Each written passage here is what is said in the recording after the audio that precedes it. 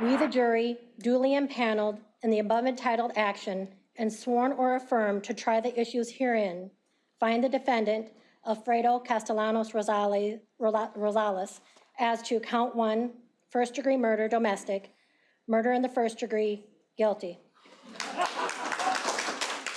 Those words after a jury finds Alfredo Castellanos Rosales guilty of first-degree murder in the death of 23-year-old Jordan Beardshear.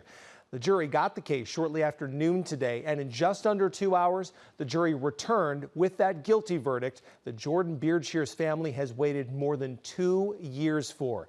In fact, 26 months ago today, Beardshear was murdered. Throughout the trial, her family and friends filled the courtroom in Union County. And when the verdict was read, their emotion and the weight of what they've been through was evident. KTIV's Katie Koppel spoke to a few of her family members after the verdict was read about the young woman they knew as Jordy. She can make you laugh if you were having a bad day. Jordan Beardshear was a light in the life of those who knew her. That's how her family and friends described the 23-year-old mother who lost her life to violence. And she was so happy about where her life was headed right now. Yeah, and I think that's what we all just really treasure in the memory of her. Her family and friends filled the courtroom every day as Alfredo Castellanos Rosales, now convicted of her murder, stood trial. It was really hard for all of us to really start grieving the process because we haven't gotten our justice that she deserves. So now I think it's our time to finally let her name be free and we can start that process. Jordy, they say, always thought of those around her.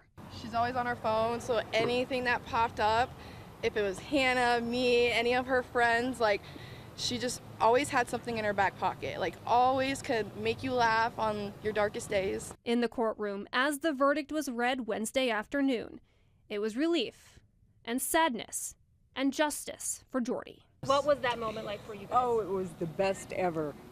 It was just like a pit in your stomach, leading up to it or prior to just sitting there in silence. And then once, we heard that the verdict came through, they asked to try to keep it together, but you can only do so much, and the emotions just have been built up. I feel relief. Yes. I feel like Jordy has been shown some respect And that justice. she well deserves, and some justice. Finally, and it's been a long 26 months, long time. Now her family and friends can begin to grieve a life lost to violence and honor her memory for themselves, her young son, and all who loved her. We love you, Jordy. I love you.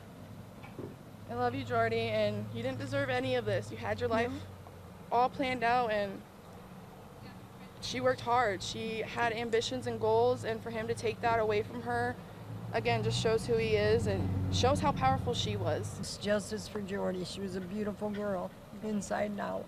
In Elk Point, South Dakota, Katie Koppel, KTIV News 4.